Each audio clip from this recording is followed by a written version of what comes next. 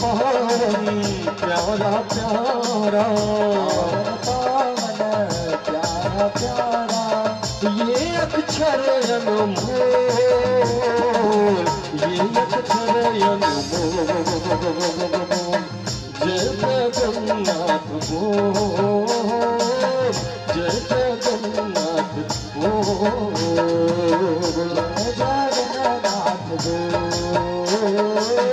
जय जगन्नाथ बोल, जय जगन्नाथ बोलो बोलो जय जगन्नाथ हो, जगन्नाथ बोलो बोलो जय जगन्नाथ हो जय जगन्नाथ बोलो बोलो जय जगन्नाथ हो, जय जगन्नाथ बोलो बोलो जय जगन्नाथ।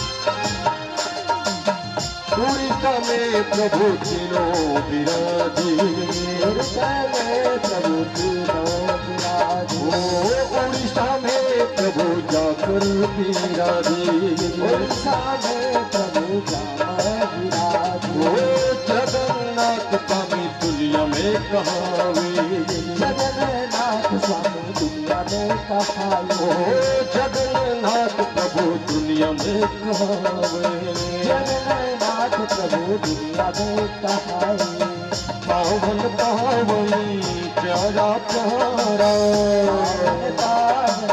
प्यारा प्यारा, ओ पावन पावन प्यारा प्यारा,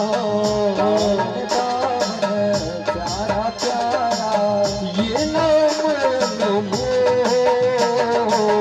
ये नाम अनमोल, जय जगन्नाथ बोल, जय जगन्नाथ बोल, जय जगन्नाथ बोल, जय जगन्नाथ बोल, जय जगन्नाथ बोलो बोलो जय जगन्नाथ हो,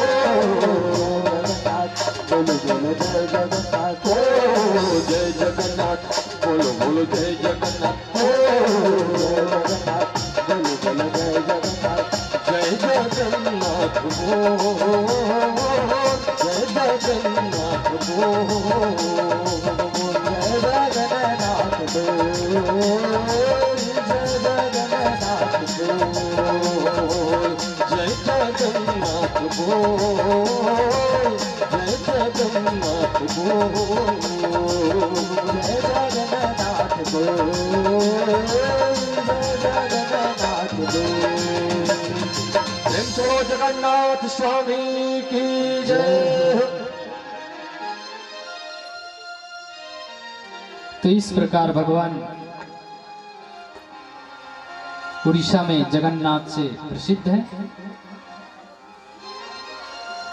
और वहां अनेक प्रकार की उनकी पूजा अर्चना किया जाते हैं। अब यहाँ सुखदेव जी कहते हैं कि परीक्षित, एक बार देवर्षि नारद द्वारिका आए हुए थे भगवान कृष्ण के दर्शन के लिए, और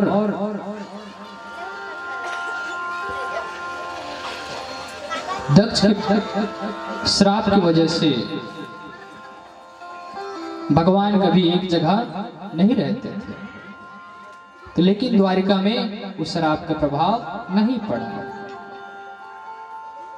तो यहां पे कहते हैं प्यारे सज्जनों कि देवर्षि नारद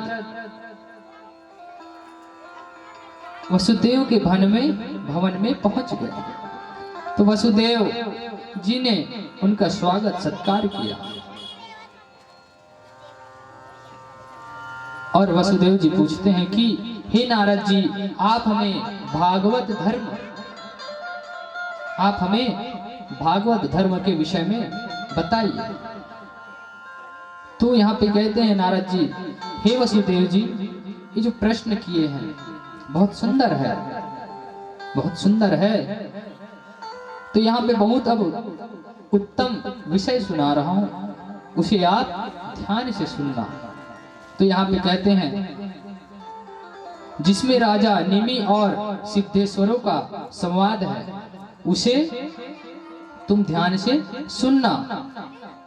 तब कहते हैं, हे सिद्धेश्वर राजा, प्रियव्रत के वंश में उत्पन्न हुए स्वयंभू मनु के पुत्र प्रियव्रत के अम्बरीश और नाभि के भगवान ऋषभ देव जी हुए। ऋषभ देव जी के और इनके 100 पुत्र परम ज्ञानी हैं, जिनका नाम भरत था। और आज जो ये भारत है उन्हीं के नाम से प्रसिद्ध है। हमारे जो भारत है उन्हीं के नाम से प्रसिद्ध है। और कहते हैं, जो 9 छोटे भाई थे जिन्होंने 9 योगेश्वरों के नाम से जाना जाता है। तो यहाँ पे कवि हरि, अंतरिक्ष, प्रबुद्ध, पिपलायन, आविहोत्र, तुमिल, चमस, कर्ब भाजन, ये जो 9 योगेश्वर हैं, जो नाम है, जो 9 योगेश्वर है, ये 9 महात्मा 9 योगेश्वर हैं। ये 9 महात्मा जैसे ही जनक जी के दरबार में पहुंचे तो जनक जी ने स्वागत सत्कार किया। जैसे पहुंचे तो स्वागत सत्कार दंडवत प्रणाम किए और कहने लगे, यहाँ पे कहते हैं, दुर्लभो मानसो देहो देहि नाम क्षण भंगुर। कहते हैं कि ये जो देह है, कहने लगे कि ये जो देह है क्षण भंगुर है, इसकी कोई मोल नहीं है, क्षण भंगुर है। हम बैठे हैं, कब क्या हो जाएगा हमें कोई पता नहीं। ये जो शरीर है कब हमें छोड़ के चला जाए हमें नहीं पता, कोई भरोसा नहीं है। इस जिंदगी का कोई भरोसा नहीं। हम बैठे हैं, हमें क्या हो जाए, हम चल रहे हैं, कहीं अपट के गिर जाए, हमें क्या होगा पता है क्या? क्षण भंगुर है ये जो जीवन है, क्षण भंगुर है, कब क्या हो जाए हमें नहीं पता। तो कहते हैं यहाँ पे कि जो क्षण भंगुर जीवन है, जब तक चल रहे हैं, जब तक सांसों में चल रही है, जब तक जान है, तब तक गोविंद को स्मरण करना चाहिए, तभी हमारा कल्याण है, अन्यथा हमारा कल्याण नहीं है। तो इस प्रकार नारद जी वसुदेव जी को भागवत धर्म का उपदेश दिए और कहते हैं नारद जी,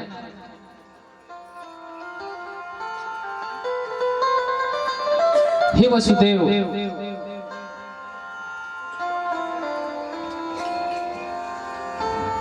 कहते हैं कि जो राजा जनक के इस प्रश्न पर मुनियों ने कहा, राजन, संसार में मोक्ष का मुख्य भगवान के चरण कमलों में ही प्राप्ति होती है, अन्यथा नहीं होती। और कहते हैं जो ये शरीर है, ये जो वाणी है और जो नेत्र हैं, ये जो नेत्र हैं और जो वाणी है, कहते हैं कि यहाँ पे केवल गोविंद का ही स्मरण करना चाहिए और जो कान है वो गोविंद का ही भजन सुने, अन्यथा इस शरीर का कोई मोल नहीं है। हमें जब भी समय मिले तो गोविंद को स्मरण करना चाहिए, तभी इस शरीर का मुक्ति हो सकता है। तो इस प्रकार के जब भगवत धर्म सुने तो कहने लगे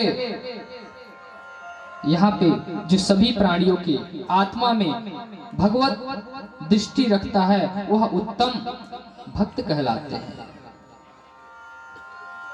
जो मन से स्मरण करते हैं गोविंद को वही परम भक्त कहलाते हैं गोविंद के। इसलिए हर समय गोविंद को स्मरण करना चाहिए, यही भगवत धर्म कहलाते हैं। इस प्रकार कहते हुए नारद जी वहां से चले गए। बोलिए वृंदावन बिहारी लाल की जय हो। अब यहाँ पे भगवान श्री कृष्ण कहते हैं कि हे उद्धव, हमने निर्णय लिया है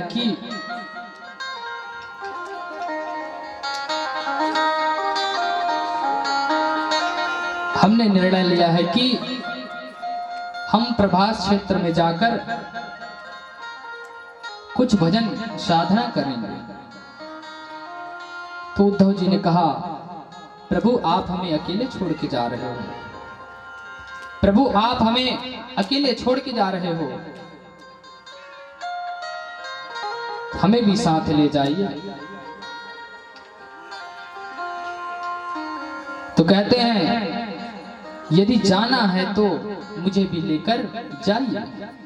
उद्धव जी कह रहे हैं अगर आप जाना ही चाहते हैं तो मुझे भी लेकर चलिए, आप अकेले क्यों जाएंगे। तो भगवान कहते हैं कि हमारे जाने के बाद आप इस धराधाम में मत रहना, क्योंकि ये जो धराधाम है यहाँ लोग धर्म कम करेंगे, अधर्म ज्यादा करेंगे, इसलिए तुम इस धराधाम में मत रहना हमारे जाने के बाद।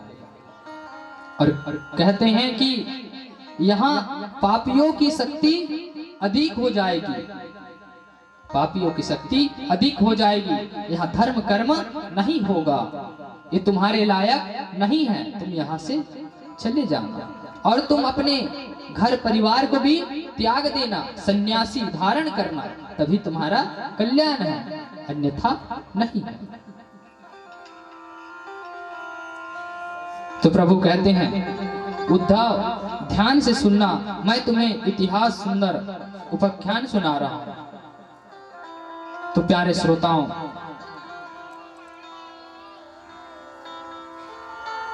एक समय की बात है, यदु नाम के महाराज वन में विचरण कर रहे थे।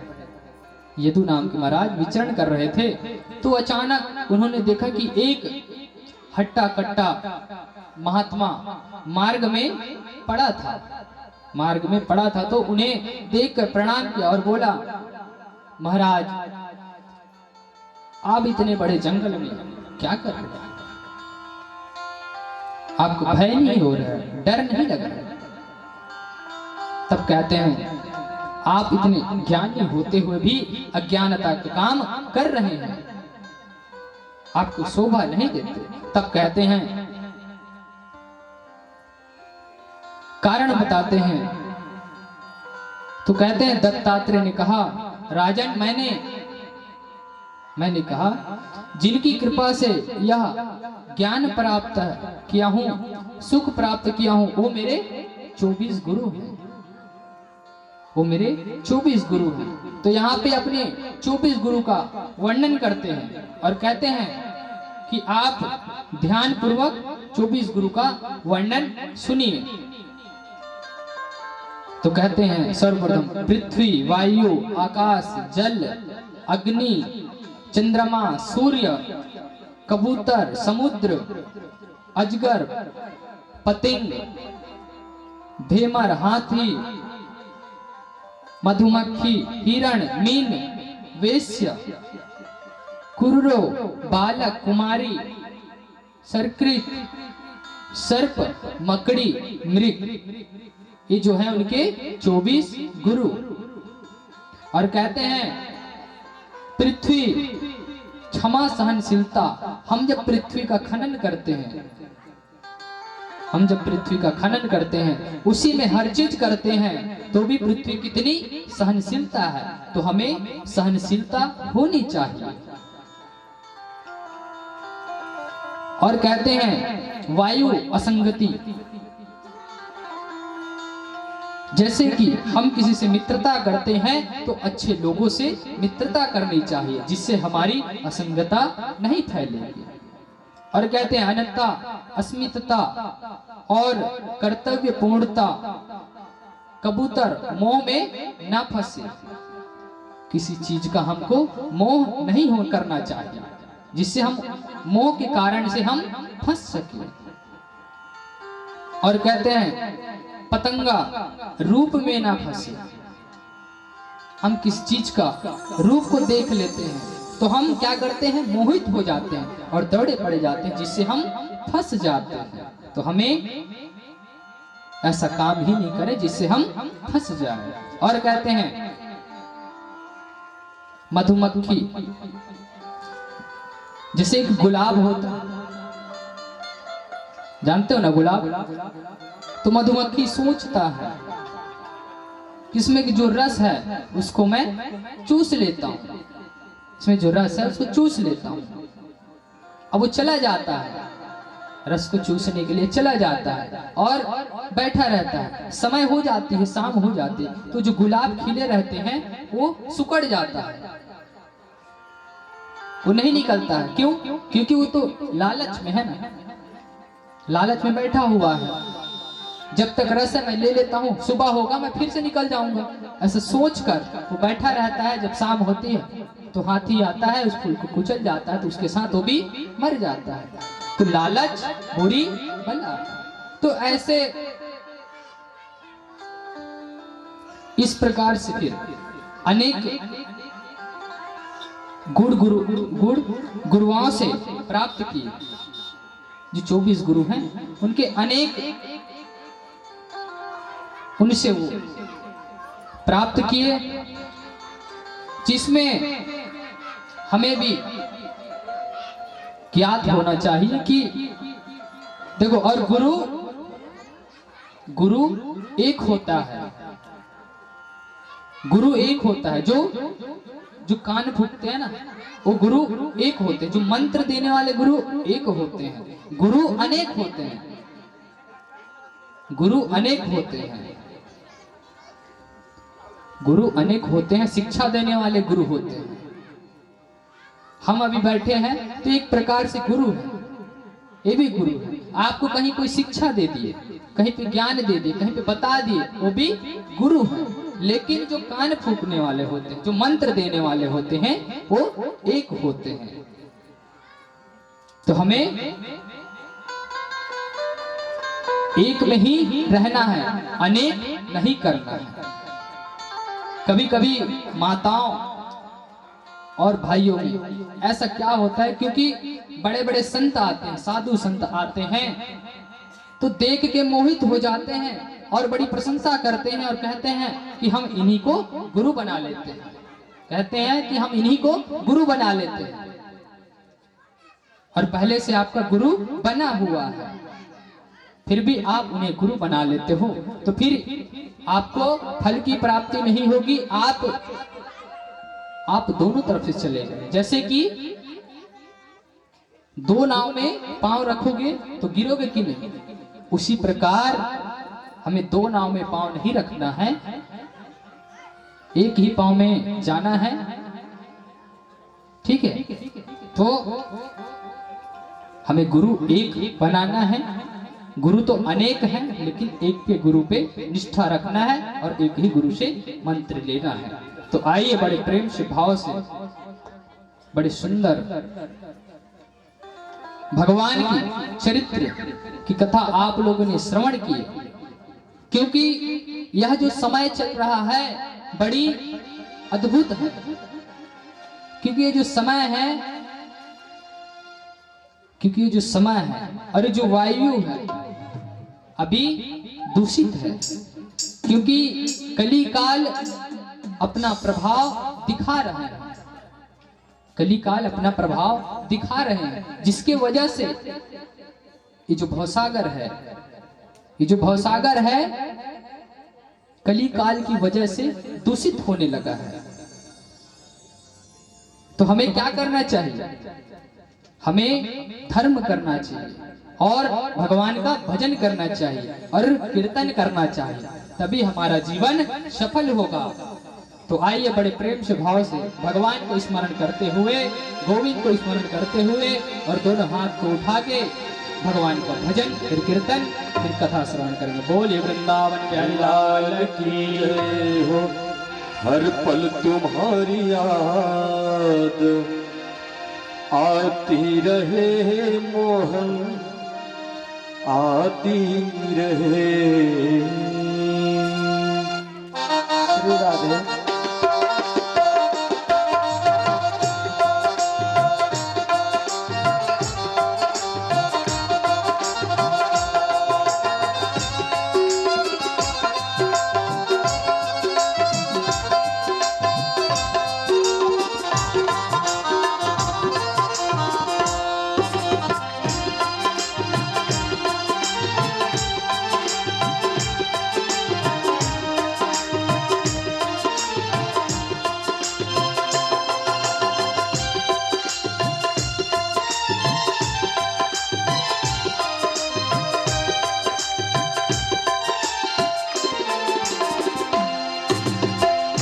हर पल तुम्हारी याद आती रहे मोहन, आती रहे। हर पल तुम्हारी याद आती रहे मोहन, आती रहे। हर पल तुम्हारी याद आती रहे मोहन, आती रहे। तुम्हारी याद आती रहे, हर पल तुम्हारी याद आती रहे। हर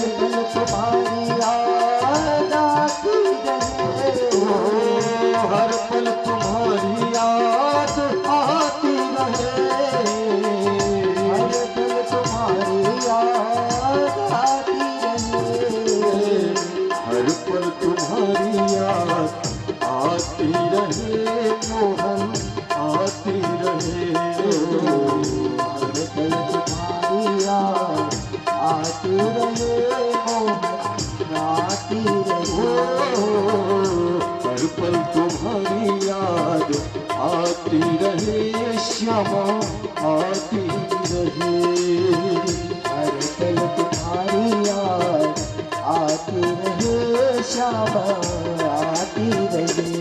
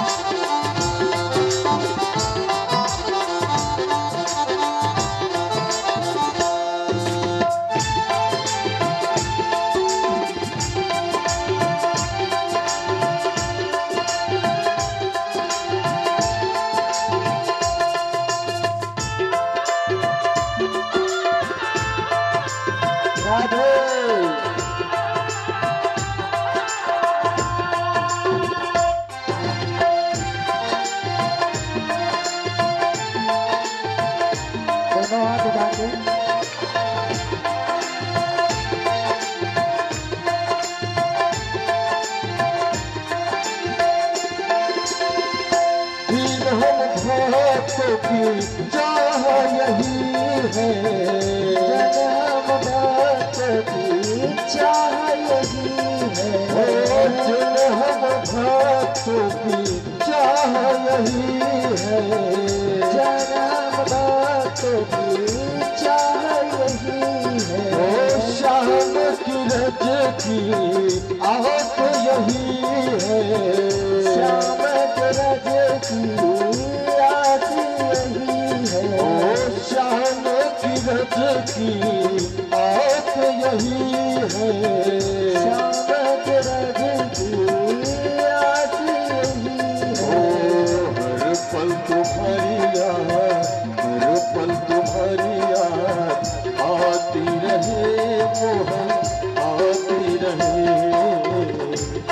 पल तुम्हारी याद आती रहे मोहन आती रहे आती रहे श्यामा आती रहे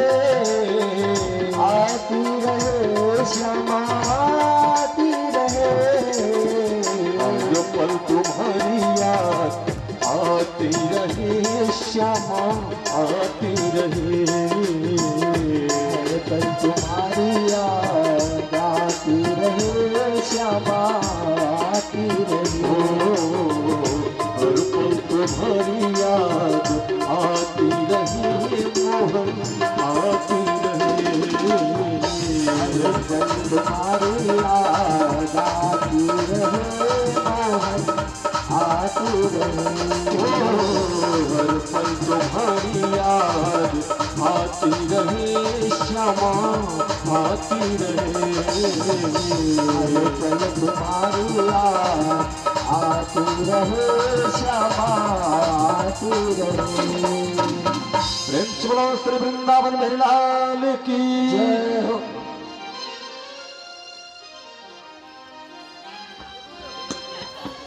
श्री राधे। तो इस प्रकार हमें गोविंद को हमेशा स्मरण करते रहना है। अब यहाँ पे नैमिषारण्य में सूत जी शंकादिक को कहते हैं कि बड़े प्रेम से भाव से परीक्षित जी ने 7 दिवस तक कथा श्रवण किए और सुंदर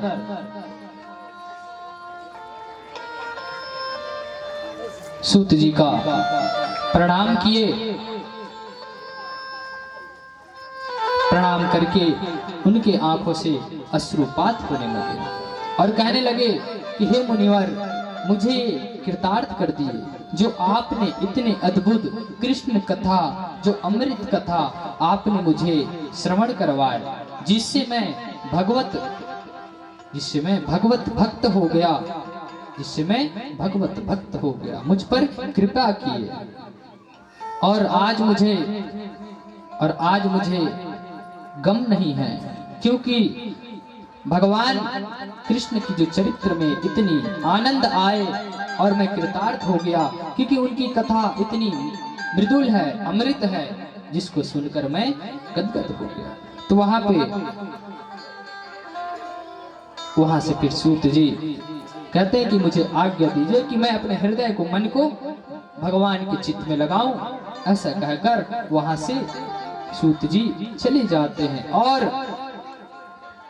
यहाँ पे कहते हैं कि मरने का मुझे गम नहीं, नाशवान है संसार, और आएगा सो जाएगा, यह जगत का व्यवहार है। इस प्रकार से कहते हुए प्यारे सज्जनों, इतने कहते राजा परीक्षित के नेत्रों से अश्रुपात होने लगे। राजा परीक्षित के आंखों से आंसू निकलने लगे, झरझर झरझर। तो श्री सुखदेव जी ने बड़े प्रेम से कहे कि तुम चिंता मत करो, अपने हृदय को, अपने मन को गोविंद की ओर करो, जिससे तुम्हें सद्गति प्राप्त होगी। और कहते हैं कि तुम घबराओ मत,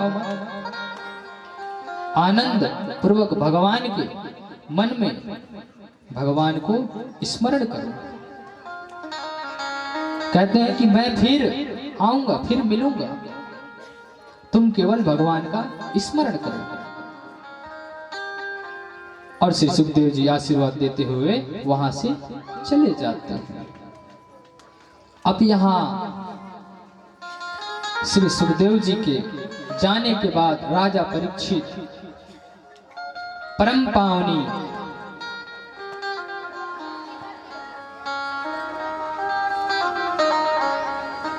एक बार जब गंगा जी के तट पर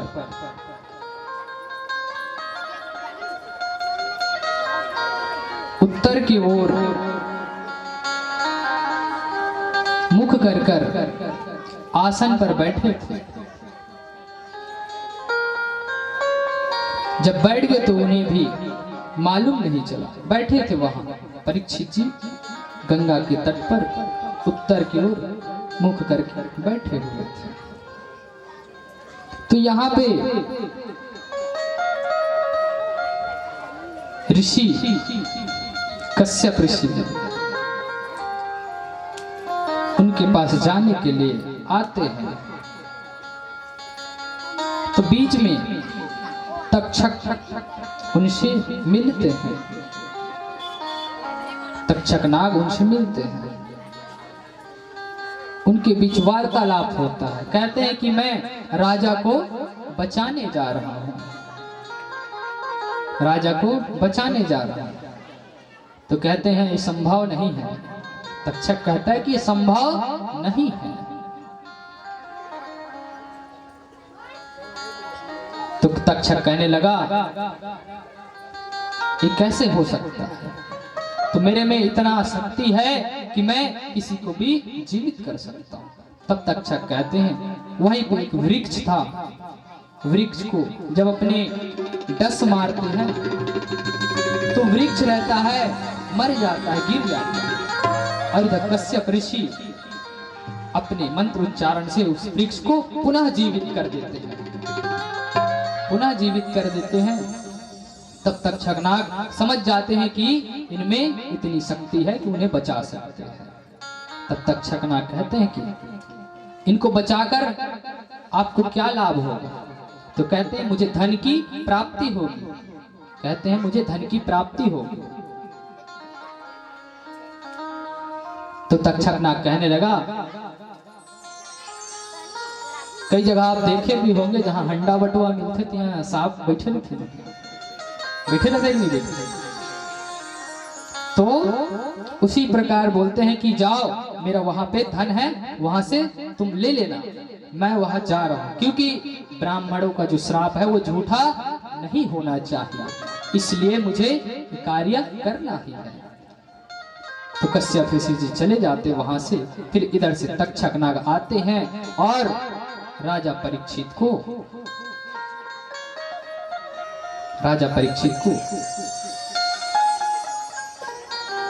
जैसे ही करीब पहुंचते हैं उनको डसते हैं तो उनका प्राणांत हो जाता है और ऊपर से फूलों की वर्षा होने लगती है, धुनिया बजने लगती है और अप्सराएं नाचने लगती है, वर्षा करने लगती है। देखते देखते परीक्षित जी महाराज की आत्मा भगवान में विलीन हो जाती है। बोले परीक्षित महाराज की जय, बोले वृंदावन बिहारी लाल की जय हो।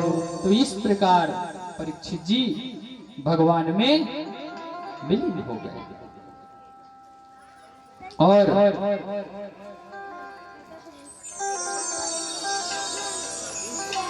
भागवत जी की विषय सूची जिसमें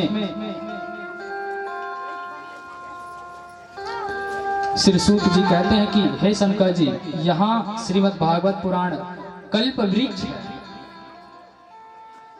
12 स्कंद इसके मोटे मोटे शाखा है और इन शाखाओं में 335 अध्याय की शाखा है और 18,000 श्लोक रूपी पत्ते हैं जिसे हम आप ग्रहण कर रहे हैं। और यह समस्त कामनाओं को फल देने वाला फल है जिसको हम आप श्रवण कर रहे हैं। और प्यारे बंधु, प्रथम स्कंद में जिसमें मंगलाचरण द्वारा सूत का संवाद में 6 प्रश्नों के उत्तर 24 अवतार का वर्णन किया गया है। और तृतीय स्कंद में 10 अध्याय है जिसमें हृदय भगवान के ज्ञान का वर्णन, ब्रह्मा जी को चतुर्श्लोकी भागवत उपदेश एवं पुराण की 10 लक्षण बताए हैं। और तृतीय स्कंद में 33 अध्याय है जिसमें उद्धव, विदुर और भगवान के नाभि के कमल से ब्रह्मा जी की उत्पत्ति और हिरणाक्ष वध ब्रह्मा से मनु और शत्रुपा को का जन्म, कर्दम देहूति संवाद तथा अन्य बताए गए हैं। चतुर्थ स्कंद में 31 अध्याय है, जिसमें सती चरित्र और पुरंजन उपाख्यान, पृथु चरित्र आदि। पंचम स्कंद में 26 अध्याय, जिसमें प्रियव्रत, ऋषभदेव, जड़भरत, रघुगुण संवाद, भूगोल और नरकों का वर्णन आदि। षष्टम में स्कंद में 26 अध्याय, जिसमें पापी अजामिल की कथा आदि। सप्तम स्कंद में 15 अध्याय, जिसमें नारद युधिष्ठिर संवाद, प्रहलाद चरित्र, आसुरों का वर्णन आदि। षष्टम स्कंद में 24 अध्याय है, 14 मनवंतरों का वर्णन, गजेंद्र मोक्ष, समुद्र मंथन, वामन अवतार, राजा बलि कथा आदि। और नवम स्कंद में